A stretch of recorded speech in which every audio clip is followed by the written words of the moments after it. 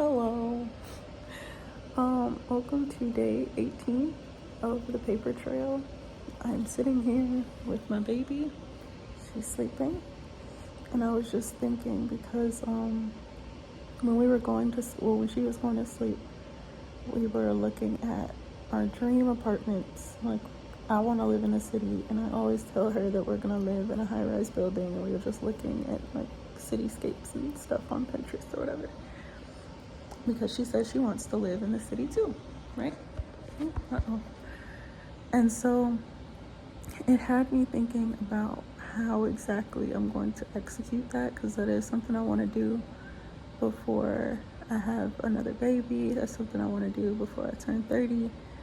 That's something I want to do next year. I want to move into a high-rise apartment, a beautiful penthouse vibe apartment. And it just had me thinking about what hasn't worked out and what has worked out in my life, and how I can make things work out for us in the future. And then one thing that just never seemed to work out longer term for me was relationships. And it just had me thinking about like why, and trying to find answers, because it's what I do. So I'm like thinking back to when I felt the most at peace and felt like things were working out. So when I really felt like things were working out was when I was pregnant, which is crazy. I was pregnant and I was all by myself, but I was happy. I felt at ease. I didn't feel like there was a lot going on, but I didn't feel upset.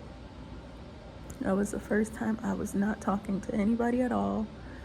Like, I was just alone with my thoughts, building my community and learning a new skill. That's it. And I was just thinking, like, right now I do feel pretty at ease. And I'm not assuming.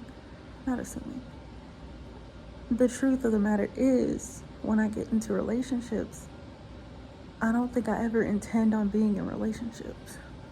Like, there's never been a time where I've been 100% positive that I should be in a relationship. And I think that's why things never worked out long term, because it's never something that I had the sole intention of doing. It was just something that I stumbled across, and was like, okay, it wouldn't hurt, but is it something I want to do? Not initially. Like, I'm not saying I never liked anybody, because I have. I like people, I love people, I love the people I've been with, but it was never something I truly wanted to do. So now I have the option of doing what I want to do and accomplishing what I want to accomplish, but the only issue is there's no fallback, no backup plan. It's just me having to figure out all the steps to get there, which is scarier. And I think that's why I always reverted to having somebody around, because it's easier to fail when you're failing with somebody, and it's hard to fail when you're like alone. Like, it feels worse, I would think. I've never done it. So now I'm just like moving into a season of doing what I want to do to the best of my ability, without anybody to go and complain to, without anybody to cry to, without anybody to understand exactly what's going on.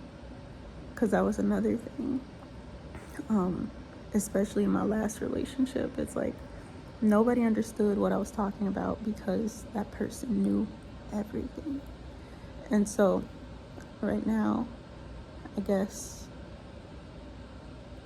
my topic of the day, lesson of the day: do what your heart is calling you to do, and do things with intention, with the intention of what you want to do in your future.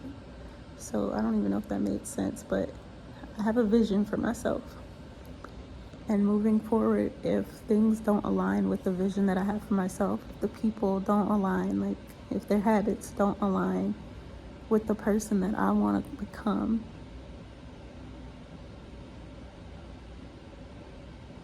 what? This random person from North Carolina is texting me, but if it doesn't align with the vision I have for myself, I'm just gonna let it go, and not force anything or compromise what I want for myself and my daughter.